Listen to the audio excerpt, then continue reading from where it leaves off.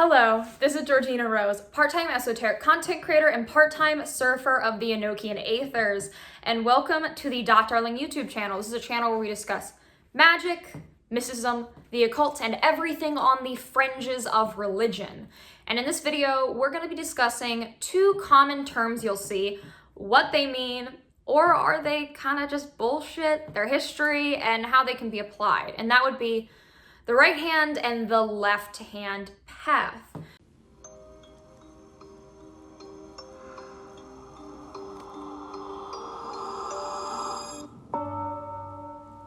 So when you're new to the occult, it can kind of feel like you need to pick a side. Sort of like you're being challenged and you have to go one road or the other road and the roads will never cross and they're completely in opposition. This isn't true. So the left hand and the right hand path are concepts that are kind of ubiquitous in the Western occult space, but they actually are not from the Western tradition at all. These terms originate and have a very specific meaning within the Hindu tradition. Inside of Hinduism, the left hand and the right hand path they speak to an approach of things, and this approach centers around the ideas of taboo. To go down the left hand path is to take the path of taboo and find God within that. The path of the right hand path is the more traditional path. That's pretty simply what it means. In these traditions, it's actually tied to very specific religious rites, practices, deities, etc. It's a very defined thing. There's terms for them, there's paths for them, there's progressions. However, here in the West, these terms are really not that defined. Rather, they've become a sort of subjective metric, a scale, something that can be debated. Whether someone is right hand or left hand path is not as cut and dry as it is in the Hindu tradition. You cannot just apply it to people. For instance, I, as a Thelemite, people go back and forth on whether Thelema is right hand or left hand path to no end, right? A lot of people cite sort of some of the edgier practices in Thelema and Aleister Crowley's reputation as reasoning as to why Thelema must be left hand path. However, you can also cite the use of emanation-based Kabbalah and mysticism and communication with the HDA as reason why Thelema might be the right-hand path. For me, I've even made the joke that Thelema is sort of the middle-hand path because we're not following the same definitions, right? If we could follow the nice definitions that are established in the East over here in the West, we'd have more of a sense of the term, but to be honest, it's become really gray. It's sort of become the modern equivalent of white magic versus black magic. For those who do not know, the terms white magic and black magic are not really used today. You see them used in some of the more medieval traditions to refer to like angels versus demons, but that doesn't even make sense because if you look at these actual practices, you see whenever we're talking about demons in the medieval grimoire tradition, you're calling God into you and using God to command those demons. So in a way, isn't that completely right-hand path? Because you're submitting to the Abrahamic God, you're calling the Abrahamic God, you're doing all those purifications, then you're commanding the demons. Just because a demon gets involved, does that suddenly make it left-hand path? Does that suddenly make it dark? I don't think that makes any sense. Of course, things like demonolatry, like most people will say solidly like that's in the left-hand path category because it's dark, you're worshiping demons, it's very antinomian. But even then, like what do these terms mean?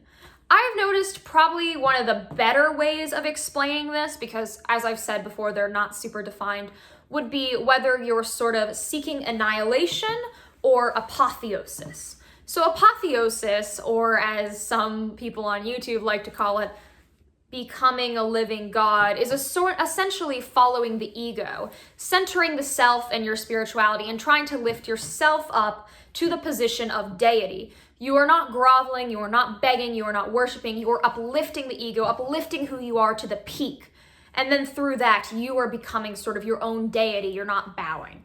Whereas some people define the right-hand path as annihilation, the breaking down of the ego, the destruction of the ego. Rather than giving into that ego and building it up, you're trying to completely rip it apart. You're throwing yourself into the abyss and allowing the abyss to consume you and rip it all off of you. And then through that, you can connect to what's higher and try to reunite with God, to become one with the divine source rather than becoming a God in your own right. But at the same time, isn't becoming one with God sort of still elevating yourself beyond the mortal position, elevating yourself beyond the mundaneness of being a person? So are those even two completely diametrically opposed goals? Because if you are going to seek out apotheosis, unless you're doing something like atheistic Satanism, where you're literally like venerating yourself and you're not acknowledging any of these spirits, these traditions that talk about that are still typically dealing with pacts. They'll petition demons, they'll worship these darker, more chthonic gods, while they're not doing things like monastic asceticisms where they're fasting, praying, wearing specific clothes, giving heavy offerings. They are still honoring these spirits. Like if you're, let's say, a Lucifer worshiper, right? You're worshiping Lucifer, you're still like honoring something. You're not entirely lifting yourself up through only your ego.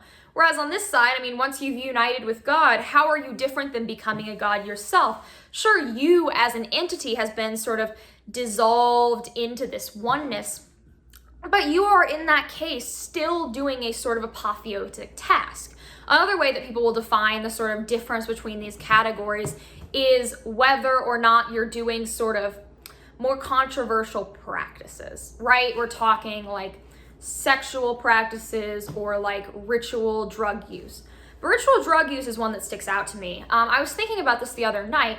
When you do, say, like a psychedelic for an occult goal, what is your goal with that? If you listen to the New Age crowd, they'll constantly talk about the breaking down of the ego. You go through these experiences and you experience an ego death. All right. An ego death is when your framework, your reality, the thing that you're living in, the way that you conceptualize your world collapses. And you have what psychologists call a conversion experience, which is where you've gone from this postmodern nihilistic stupor and had some sort of breakthrough and have begun a new path. You feel reinvigorated, you feel alive. But to do this, something within you must crack.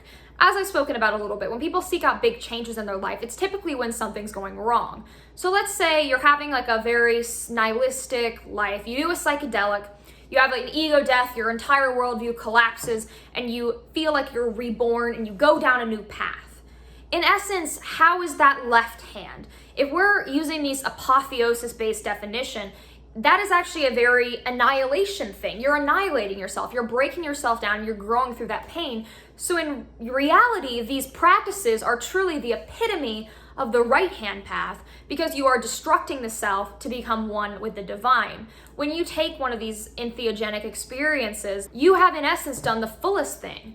I feel like that experience is closer to that of the ascetic mystic who's fasting, doing your ritual purification, cleansing the body to get closer to God, because it is that same annihilation. So even that sort of becomes a dichotomy. The next one would be transgression. If you've done any research into European traditional witchcraft, they talk a lot about transgressing. Transgressing is essentially going against the grain, right? Very similar to our Eastern definition. But what is considered the ultimate act of transgression in these traditions? Well, that would be the witch's sabbat. The witch's sabbat is a sort of lucid astral experience where one is able to escape their body, move beyond the physical, break free of your physical limitations, and sort of fly and have this very liminal, beyond comprehension experience. Obviously, we're not literally flying to a mountain. That's not how that works. But you are sort of, in essence, leaving the body, flying beyond it, and moving into another realm, which is the ultimate act of transgression in that tradition, and why the witch's sabbat is so highly stressed. In that instance, you have, in essence, moved beyond your ego, beyond your body, but you are sort of moving beyond it in a more transgressive way. So I could see that as an argument. But then what is transgression? Because depending on your cultural context, your religious context, your idea of transgression is going to really vary. I think that unanimously we can agree leaving the human form is an act of transgression, but beyond that, what is transgression? What is not transgression? And so it becomes sort of vague.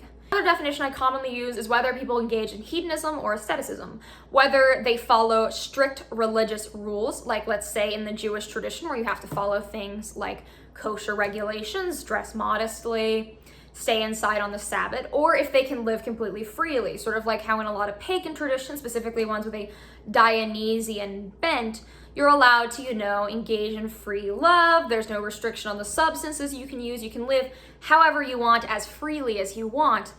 But even then, that's one way to look at it, but I feel like at that point you're just comparing religious norms, because within these different religions, they're going to have different codes of conduct. Within these Dionysian pagan sects, there are typically still rules. Like in Thelema we get painted as crazy freewheeling hedonists all the time, even though that's totally not true, because When we talk about will and Thelema, we don't mean doing whatever you want, we mean following your actual will, and your actual will is a purpose for you, not just do whatever you want. But a lot of people get that wrong. So Thelemites, we get stereotyped as like freewheeling hedonists. Anyways, so if a Thelemite does not have to follow the same moral rules that an Abrahamicist follows, we still have rules. The rules don't just completely disappear.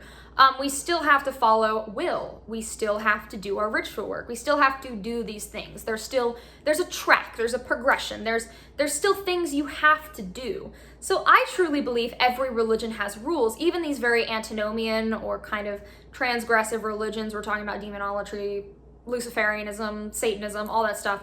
There are still things that you try to do. There's still principles. In Satanism, you see quite a list of principles. In sort of modern forms of atheistic Satanism, they literally have like lists. They have like mock commandments. So even that, like there's rules. And so I personally think the left-hand path and the right-hand path dichotomy doesn't really exist in the West. I see it applied by individuals as who's lighter than me and who's darker than me, and left-hand path practitioners sometimes develop this weird egotism about being as edgy as possible, as if someone connecting to lighter forces is automatically a weaker practitioner, which obviously falls apart. If you know anything about angels and demons, for instance, you would know that working with angelic forces is in a lot of ways harder than working with demonic forces, because you're comparing a more terrestrial spirit to one that is so far beyond our domain. So even then, that falls apart. And so that leaves me with one conclusion. The left-hand path and the right-hand path is a false dichotomy in the West. I think it can be useful when we talk about like books, like a book, like I think a lot of these left-hand path traditions, when you lump them together, because they do share a lot of these ideas, sort of make sense. Like from marketing a book perspective, I get it, because people interested in demonolatry would probably also be interested in Satanism, right? That makes sense to me. But to use it as like a hard rule when it's not as defined as it is in the East doesn't really make sense to me. I don't understand why you would do it. I think that it just kind of confuses and muddies the water.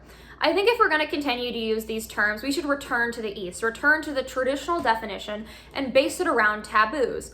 However, we can't perfectly follow the taboos that are seen in these left-hand path traditions in the East, because in the West, we have different norms. We have different cultural norms, different religious norms. Being raised in a Hindu society and with Hindu morale is going to raise you with a different set of social norms and taboos than being raised in a Christian worldview here in the West. So I think we could return to that definition, but even then we won't be able to perfectly follow what they believe because our norms are different. Whenever we talk about Western people getting interested in practices like Hinduism, I mean, even then that's a little different, because typically learning these religions over here versus learning them over there is going to lead to a different experience.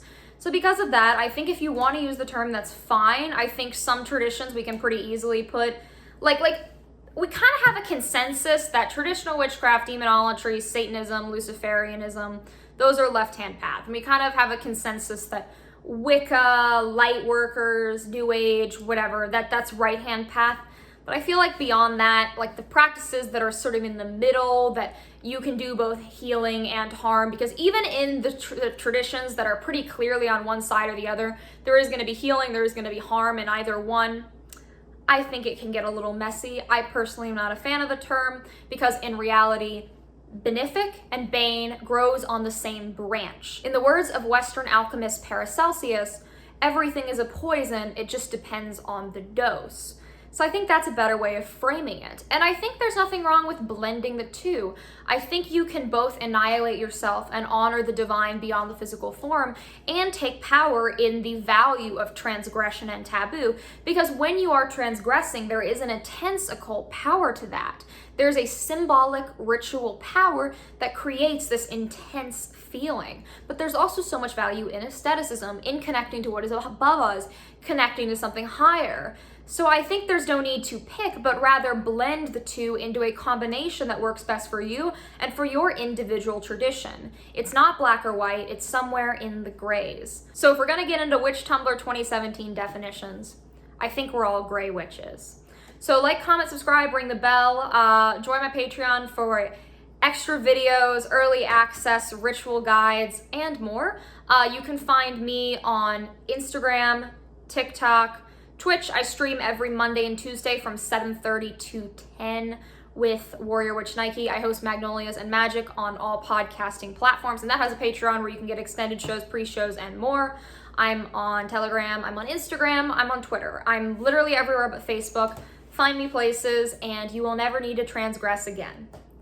Also, if you're subscribed for 93 days, you will totally meet your holy guardian angel. That's totally how it works. Better Business Bureau, please don't come after me. All right, bye.